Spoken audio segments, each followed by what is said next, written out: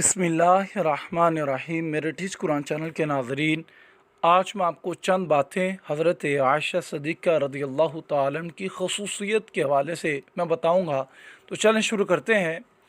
हज़रत आयशा सिद्दीक़ा रज़ी अल्लाह तआला की ख़ुसूसियत जो थी वो तकरीबन मैं मुख्तसर को 9 के करीब बयान करूँगा, जो अल्लाह ने किसी और आप सल्लम की ज़ौजा को अता नहीं की।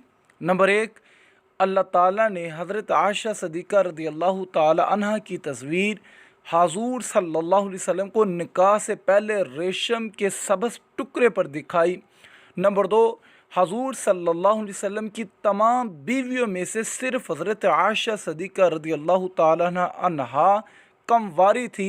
नंबर 3, हुज़ूर सल्लल्लाहु अलैहि वसल्लम जब पर्दा फरमा रहे थे तो आप सल्लल्लाहु अलैहि वसल्लम का सर मुबारक हज़रत आयशा सिद्दीक़ा रज़ी अल्लाह ताला की गोद में था।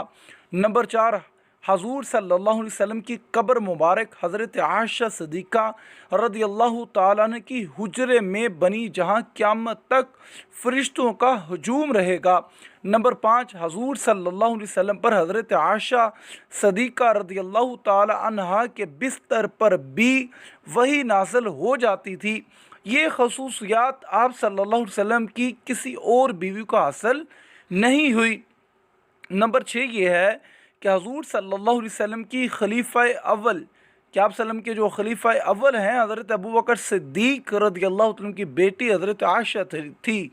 नंबर 7, कुरान पाक में अल्लाह ने हज़रत आयशा की पाक दामनी के बारे में पूरे 2 रकू नाज़िल फरमाए।